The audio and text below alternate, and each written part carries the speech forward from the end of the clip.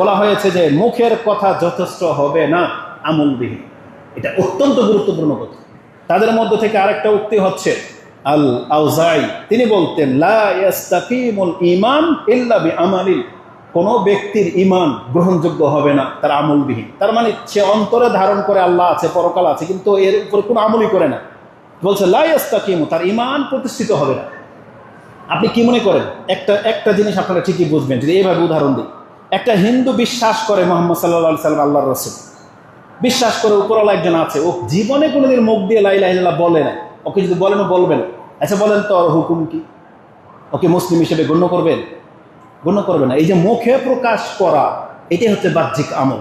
তাহলে ঈমান অন্তরে ধারণ করার বিষয়, কিন্তু এটা ধারণ করে বসে আছেন। ফেরাউন ধারণ করে বসেছিল, প্রকাশ করেছে যখন সময় পাস হয়ে চলে গেছে, তখন আল্লাহ বলছে আল-আন, এখন তুমি ঈমান গ্রহণ করতেছ, এখন আর কাজ হবে না।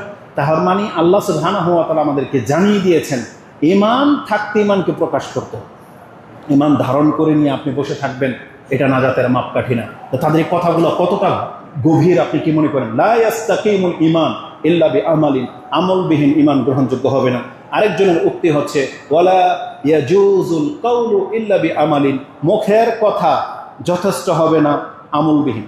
আপনি বলেছেন আমি মুসলিম, নামাজ না পড়লে আপনার মুখের কথা দাবি গ্রহণযোগ্য হবে না। আপনি বলছেন আপনি মুসলিম, হালাল না খেলে আপনার মুখের কথা আল্লাহ সুবহানাহু ওয়া তাআলার কাছে কোনো মূল্য নেই। তাদের এই দাবিটা কোরআনের সাথে কতটা মিল? তারা যে বিজ্ঞ, তারা যে কোরআন হাদিস বোঝে, কারণ তারা কোরআন হাদিস থেকেই নিয়েছে। তাদের কথা কোরআনের খেলাফ যেতেই পারে না।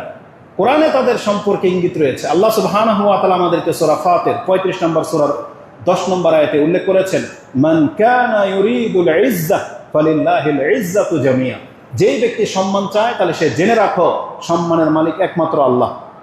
আল্লাহ কেন বলেছেন এটা? তার মানে আপনি সম্মানিত হতে চান, আল্লাহকে মেনে নেন। আর আল্লাহ নিজে বলেছেন মুসলিমরা হচ্ছে সম্মানিত, তার মানে আপনি সম্মানিত হতে চাইলে আপনাকে মুসলিম হইতে হবে। তারপর আল্লাহ কি বলেছেন জানেন? আল্লাহ বলেছেন ইলাইহি ইয়াসআদুল কালিমুত তাইয়্যিব, একজন ব্যক্তি যখন লা ইলাহা ইল্লাল্লাহ বলে, এই যে কালিমাত তাইয়্যিব যখন বলে, এটা আল্লাহর কাছে যায়, পৌঁছে। নাহলে আল্লাহর কাছে না গেলে আল্লাহ গ্রহণ করবে কিভাবে?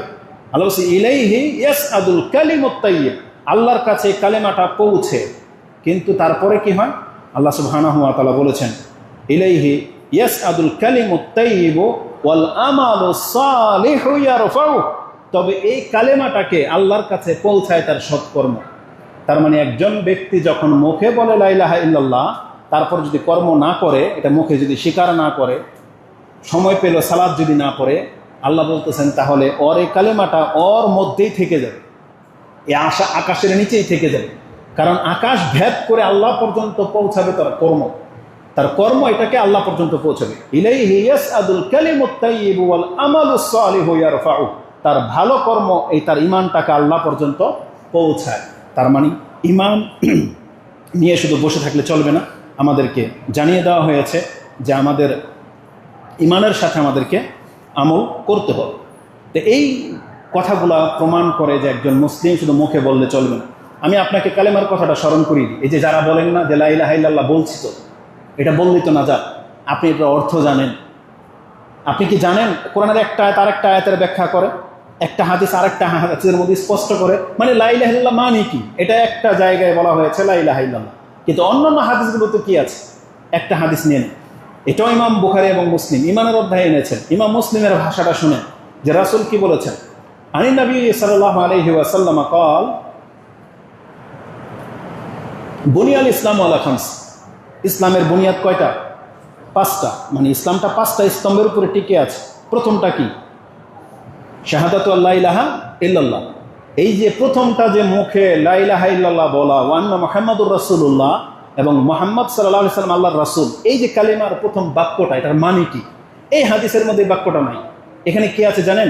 বুনিয়াল ইসলামু আলা খামসিন, ইসলামের বুনিয়াদ 5টা। প্রথমটা হচ্ছে আলা, এই কথার উপরে অটুট থাকা বা কায়েম থাকা, আই ইউবাদুল্লাহ, আইয়ুবাদাল্লাহু ওয়া ইউগফারা বিমা দুনাহু, আল্লাহরই গোলামি করা, ইবাদত করা, এবং আল্লাহ ছাড়া বাকি যারা আছে তাদেরকে অস্বীকার করা।